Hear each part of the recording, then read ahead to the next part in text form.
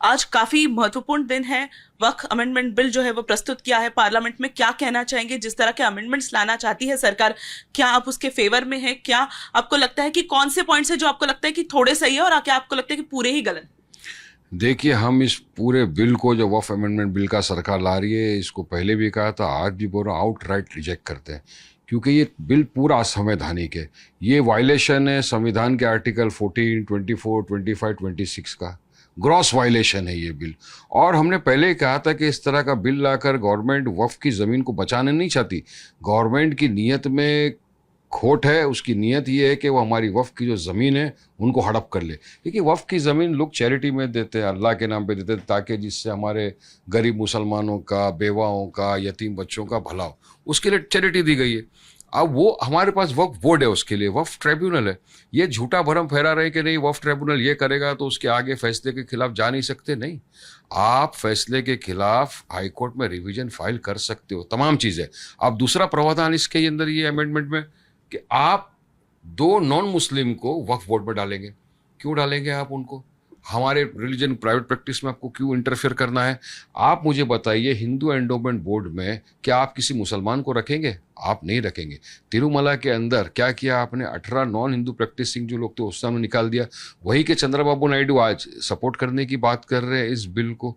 इसमें लिमिटेशन के बारे में जो है वो हमारे पास, उसके बाद जो वक्फ यूज़र है उसके अंदर सरकार धांधली करेगी। उसके बाद जो डीएम और कलेक्टर को जो स्पेशल पावर दिया जा रहा है एसडीएम को, वो गलत है। कौन सा एसडीएम और कलेक्टर सरकार के खिलाफ जाएगा? वो तो बोलेगा नहीं ये डिस्प्यूटेड प्रॉपर्टी है, वक्फ की नहीं है, सीधा गवर्नमेंट बोलेगी हमारा कब्जा हो गया। तो ऐसे 44 जितने भी अमेंडमेंट्स हैं, हमको तमाम अमेंडमेंट लगते हैं कि सरकार की नीयत मंशा एक ही है, अमेंडमेंट लाने का, मुसलमानों को हैरान करना, मुसलमानों को परेशान करो और उनकी जो वक्फ की ज़मीनें हैं, जो अल्लाह की अमानत है, उसको छीन लो। किरण रिजिजू ने एक महत्वपूर्ण बात कही। उन्होंने कहा कि ये सब जो है वो चैरिटी कमिश्नर के अंडर आता है और हम ऐसा बोल नहीं सकते कि कोई पर्टिकुलर रिलीजन का पर्सन जो है वो इस कमिटी में ना हो। क्या आपको लगता है कि अगर ये मुस्लिम्स के रिलेटेड वक्फ बिल है और मुस्लिम्स की लैंड है तो इसमें सिर्फ मुस्लिम्स को अलाउ करना चाहिए था और बाकी जो रिलीजन के लोग हैं उनको बाहर रखना चाहिए था? पर कहीं ना कहीं आपकी पार्टी, हालांकि इंडिया अलायंस भी इंडिया के सेक्युलर फैब्रिक की बात करती है, क्यों आपको ये इस चीज का विरोध है कि दूसरे रिलीजन के लोग भी उसमें अगर ऐड हो जाए? देखिए, संविधान इक्वालिटी की बात करता है। आप क्या हिंदू एंडोमेंट बोर्ड में मुसलमान को रखेंगे? नहीं रखेंगे। हमारे जो इंटरनल रिलीजन के प्रैक्टिस रिलीजन मैटर, उसमें आप नॉन मुस्लिम को क्या हिसाब से डाल सकते हो? बताइए मेरे को आप। हम लोग क्या काफ़ी नहीं, हम सक्षम नहीं है हमारे बोर्ड को संभालने के लिए, ट्रिब्यूनल को संभालने के लिए, वक्फ ज़मीन को संभाल? तो यही दर्शाता है ना कि सरकार की नीयत में ही खोट है। वो चाहती है किसी ना किसी तरह से मुसलमानों की जो वक्फ की ज़मीन है इसको हड़प कर लिया जाए। अब वो बयान दे रहे हैं। अब उसके ऊपर देखिए, जेपीसी बैठा था, आपको पता है। जेपीसी जब बनी थी तो हमारे पार्टी के प्रेसिडेंट असद ओवैसी उसके मेंबर थे। उन्होंने डिसेंट नोट्स दिया था। अब आपने डिसेंट नोट्स के अंदर कितने सारी लाइनें कट कर दी, कितने पैराग्राफ को उड़ा दिए। आपको सब चीज़ रखना चाहिए था सामने। अब वो जब डिस्कशन होगा, चर्चा होगी, तमाम चीज़ें सामने आएगी, हम बताएंगे कि क्यों ये बिल असंवैधानिक है। ये देश को डिवाइड करने वाला बिल है, हिंदू मुसलमान के बीच में डिवीजन पैदा करने वाला बिल है, ये नफरत को पैदा करने वाला बिल है, मुसलमान के हक को मारने वाला बिल है, ये देश की सेकुलरिज्म प्लुरलिज्म को नष्ट करने वाला है, ये तानाशाही है। ये जब अगर समझिए, मुस्लिम पर्सनल लॉ बोर्ड का आपको मैं बताऊंगा, उन्होंने एक वेबसाइट निकाली थी कि जिसको ऑब्जेक्शन है इस बिल से वो अपना ऑब्जेक्शन दायर करिए। आप यकीन मानो, करोड़ों लोगों ने अपना ऑब्जेक्शन डाला। आप कह रहे कि ऑब्जेक्शन डाला, किरण रिजिजू बोल रहे कि काफी लोगों ने हमें सपोर्ट किया कि आप अमेंडमेंट लाओ। सुनिए मेरी बात, जो ऑब्जेक्शन डाला करोड़ों लोगों ने, और जो कुछ ये 5-10 जो ये बीजेपी के चमचे चपाटे जो घूम रहे हैं ना, जो बीजेपी जिनको लॉलीपॉप दे दे के रखती है, जो बीजेपी के तलवे चाटते, वो ऐसे लोग हैं मुनाफिक जिन्होंने जाके बीजेपी सपोर्ट किया है। साफ बोलूंगा मैं, ये कौम के असल जो अगर देखने जाओ तो गद्दार है ये लोग, कौम के, चाहता नहीं कौम का भला हो ये लोग।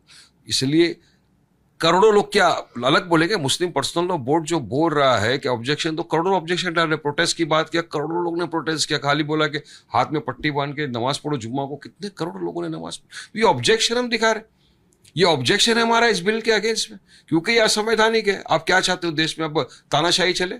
डेमोक्रेसी का क्या होगा? कॉन्स्टिट्यूशन का क्या होगा? राइट टू प्रैक्टिस रिलीजन का क्या होगा? तो हर चीज में हमारे इंटरफेयर कर देंगे, तो ये तो नहीं है, सही बात है ना। एक लोगों के लिए कानून अलग, एक के लिए कानून है, तो ये दर्शाता है आपकी नफरत जो मुसलमानों के प्रति वो सामने आती है। यानी आप खाली बात करते हो सबका साथ, सबका विकास, विकसित भारत, और यहाँ तो जो जिसको जमीन है उनका हड़प करना चाहते हो। उनका तो कहना है कि हम सबको साथ लेके ही चल रहे हैं, और उन्होंने ये भी कहा है कि जिस तरह ये वक्फ बोर्ड के रिलेटेड अभी जो है हल्ला कर रहे हैं अपोजिशन पार्टीज, ऐसा ही सेम हल्ला उन्होंने सीए के वक्त किया था, ट्रिपल तलाक के वक्त भी किया था। सीए के वक्त बोला था कि नागरिकता छीन ली जाएगी, मुस्लिमों को इस देश से बाहर निकाला जाएगा, वैसा कुछ भी नहीं हुआ है। और हम पूरे देश में एक ही नारा लेके चलते हैं, सबका साथ सबका विकास, और इसी तरह के हम बिल्स लाते हैं जो सबके फायदे के। सबका साथ आप नहीं करो, मुसलमानों का विनाश करने के प्रोग्राम बना रहे हो आप मुसलमानों की बर्बादी के प्रोग्राम आप बना रहे हो, इस तरह की ड्रैकोनियन लॉ लाके जो असंवैधानिक है। आप ट्रिपल तलाक की आप बात करो, ट्रिपल तलाक के टाइम तो मोदी जी ने बोला था मुसलमान लड़कियां मेरी बहन है, तो उसके बाद जब वही उसी बहन को हिजाब पहन के कॉलेज स्कूल में पढ़ने जाना, तो आपने तो रोक लिया उसको। और आज उसका नतीजा क्या हो रहा है, जिसको तलाक मिल रही है ना ट्रिपल, जाके पूछिए उस क्या हालत है उस औरतों की, हमको पता है क्या हो रहा है यहाँ पे। तो सरकार क्या करती है, पहले निशाना नहीं लगाती, पहले गोली मार देती है, फिर निशाने की बात करती है, तो गलत हो जाता है। ये भी जो बिल ये ला रही है तो पर से इलीगल, असंवैधानिक है। ये तो black day in the democracy देगा कंट्री का। एक बार हमारी बाबरी मस्जिद 6 दिसंबर 1992 को अपने षड्यंत्र के तहत शहीद कर दिया, उस दिन भी हम काला दिवस था, हमारी मस्जिद को आपने शहीद कर दिया। आज मुसलमानों की जो हक की ज़मीन है, जो चैरिटी में उनको मिली है, जो अल्लाह की अमानत है, उसको आप छीनना चाहते हो, तो कौन सा मुसलमान बर्दाश्त करेगा। तो हम तो बोल रहे हैं कि हमारा प्रोटेस्ट संविधान के दायरे में रहकर चालू रहेगा। अगर बीजेपी अपनी पावर दिखा के अगर बिल को पास करती है, कोर्ट कचहरी का दरवाजा खटखटाएंगे। लेकिन यहाँ एक बात और इम्पोर्टेंट है, जानना आपके लिए ज़रूरी है कि लोकसभा में बिल पास करने के लिए बीजेपी को मेजोरिटी चाहिए।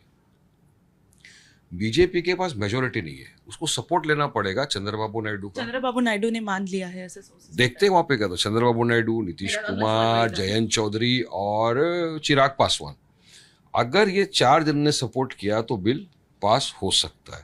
लेकिन मैं आपकी जानिब से बताना चाहूँगा कि अगर इन चारों ने इस ड्रैकोनियन लॉ को, इस एंटी मुस्लिम कानून को समर्थन दिया, तो यकीन मानिए देश का मुसलमान कभी भी इनको माफ़ नहीं करेगा, इन लोगों को कभी माफ। चंद्रबाबू नायडू का जो है वो स्टैंड काफी डायनामिक रहा है और डिल्यूजनल भी रहा है।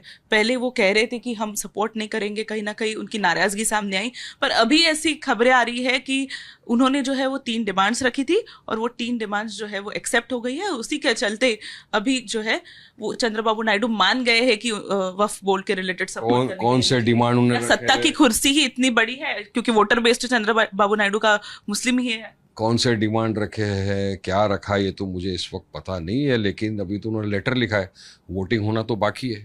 अब देखते हैं क्या होता है, देखेंगे ना, दुनिया भी देखेगी, देश देखेगा कि कौन इस ड्रैकोनियन कानून को सपोर्ट कर रहा है, कौन मुसलमान के विरुद्ध जा रहा है, कौन मुसलमानों की ज़मीनों को हथियाने की साजिश में शामिल है।